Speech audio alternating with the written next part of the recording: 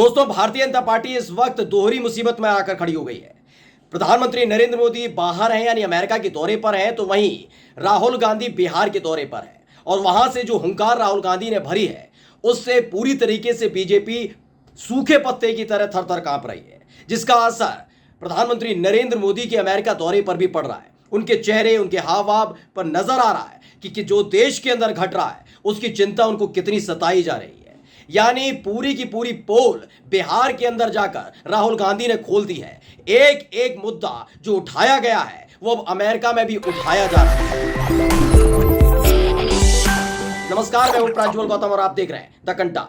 ये पहले से ही तय था कि 23 जून यानी आज के दिन एक विपक्षी पार्टियों की बड़ी बैठक पटना में होने जा रही है, जिसके लिए मल्लिकार्जुन खड़गे और साथ ही राहुल गांधी भी पटना पहुंच गए।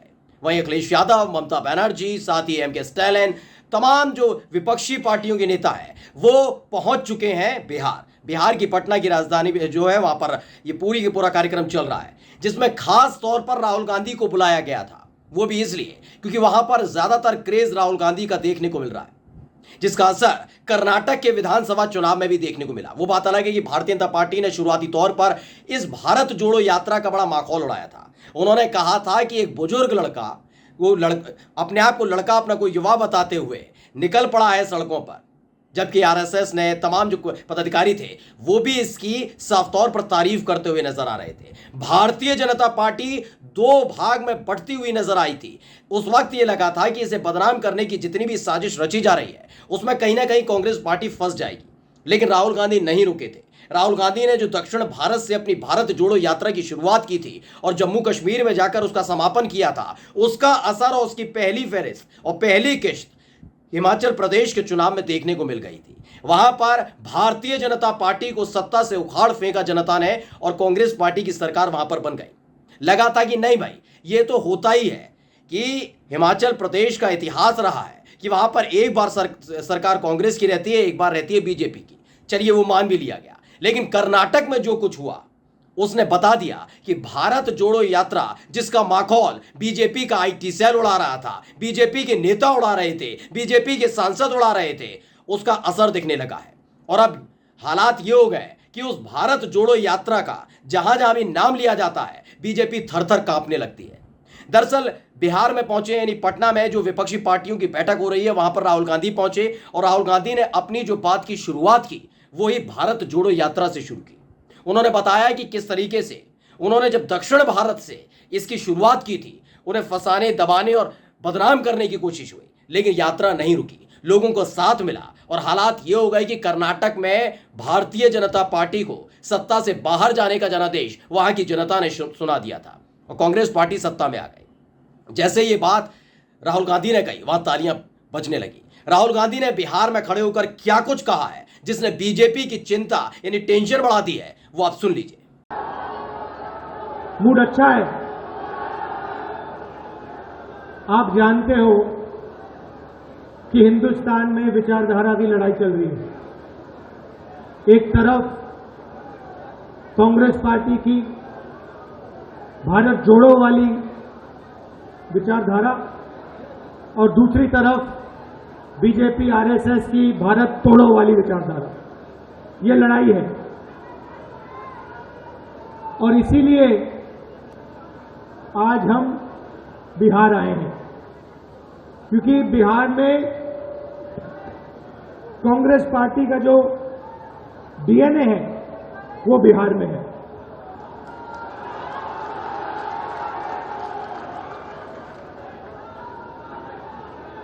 आपने हमारी भारत जोड़ो यात्रा में बहुत मदद की। हर स्टेट में अजीब सी बात थी, हर स्टेट में मैं पूछता था कहां से आए हो, कहते थे बिहार से आया हूं। जहां भी जाओ, कर्नाटक, केरला, तमिलनाडु, आंध्र, तेलंगाना, महाराष्ट्र, सब जगह बिहार के लोग हमारे साथ चले। आरएसएस और बीजेपी को लेकर जो बातें राहुल गांधी ने पटना में बोली हैं उसका असर दिखने लगा है। ये तमाम नेता जो भारतीय जनता पार्टी के नेता इससे जुड़े हुए थे, आपने देखा होगा कि उस भारत जोड़ो यात्रा को लेकर तमाम तरह के चीजें निकालकर, जैसे कोई महिला के साथ अगर वो चल रहे हैं, जो साथ देने आई है, सोचिए, बदनाम कर राहुल गांधी को बदनाम करने की कोशिश हो रही थी, लेकिन बीजेपी का महिला विरोधी चेहरा भी निकलकर सामने आ गया था कि अगर राहुल गांधी किसी महिला के साथ चलते हुए नजर आते हैं, भारत जोड़ो यात्रा के दौरान समर्थन अगर मिलता है कांग्रेस की कार्यकर्ता का या फिर कांग्रेस की नेता का या फिर आम जनता का, तो बीजेपी के नेता सिर्फ सत्ता पाने के लिए महिला विरोधी चरित्र को भी उजागर करने से बाज नहीं आते हैं। यह दाव उल्टा पड़ गया था जब जब बीजेपी के आईटी सेल ने इस तरह की तस्वीरों को प्रसारित करते हुए गंदगी उड़ेलने का काम किया था, उल्टा उन पर पड़ गया था। लोग सवाल पूछने लगे थे कि क्या मान लिया जाए कि जब जब मोदी जी किसी महिला कार्यकर्ता से मुलाकात करते हैं तो उनके भी दिलो दिमाग में ऐसे ही ख्याल आते होंगे महिलाओं के लिए। यह सवाल का जवाब नहीं दे पाई थी बीजेपी की आईटी सेल। यही नहीं, बीजेपी की महिला सांसद तक पीछे पड़ गई थी, बीजेपी की महिला नेताओं तक ने इस तरह की शब्दावली का इस्तेमाल किया था। लेकिन जो नफरत फैलाने की राजनीति रही, जो गंदगी फैलाने की राजनीति रही, उसको कर्नाटक में बीजेपी की जनता ने मुंहतोड़ जवाब दिया था।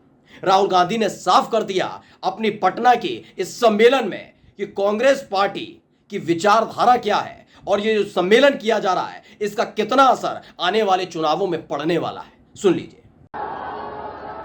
मूड अच्छा है। आप जानते हो कि हिंदुस्तान में विचारधारा की लड़ाई चल रही है। एक तरफ कांग्रेस पार्टी की भारत जोड़ो वाली विचारधारा और दूसरी तरफ बीजेपी आरएसएस की भारत तोड़ो वाली विचारधारा। ये लड़ाई है और इसीलिए आज हम बिहार आए हैं, क्योंकि बिहार में कांग्रेस पार्टी का जो डीएनए है वो बिहार में है।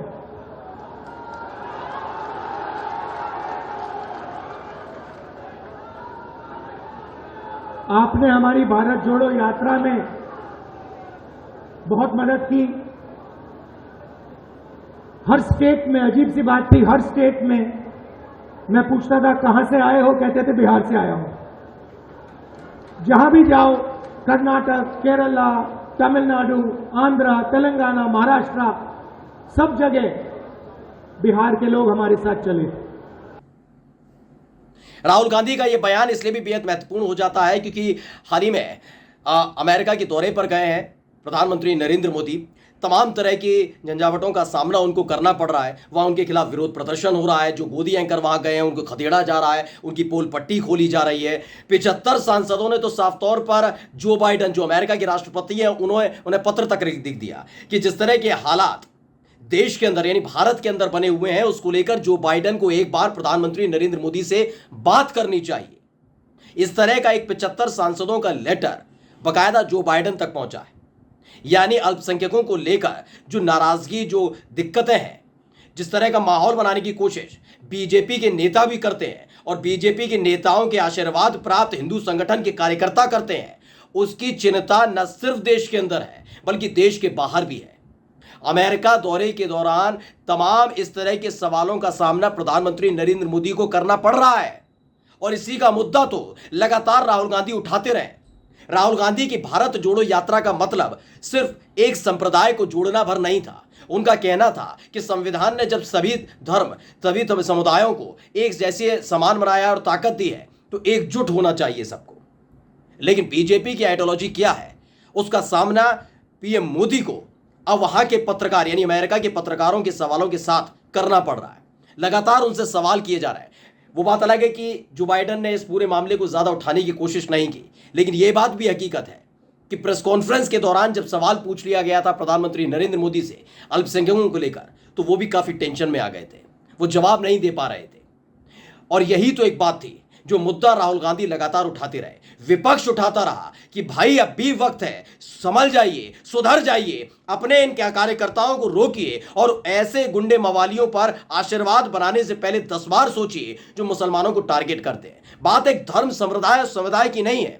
बात यह है कि अगर संविधान के तहत आपने शपथ ली है, संविधान की शपथ ली है, तो उसी संविधान के तहत जो तमाम लोगों को एक समान अधिकार मिला है उसकी भी इज्जत करनी चाहिए। लेकिन नहीं, मुसलमानों को निशाना बनाया जा रहा था। नमाज पढ़ने से रोका जा रहा था, मस्जिद को निशाना बनाया जा रहा था, हिजाब वाली लड़कियों को परेशान किया जा रहा था। ये तमाम मुद्दों का सामना वहां पर यानी कि विदेश में बैठकर पीएम को करना पड़ रहा है।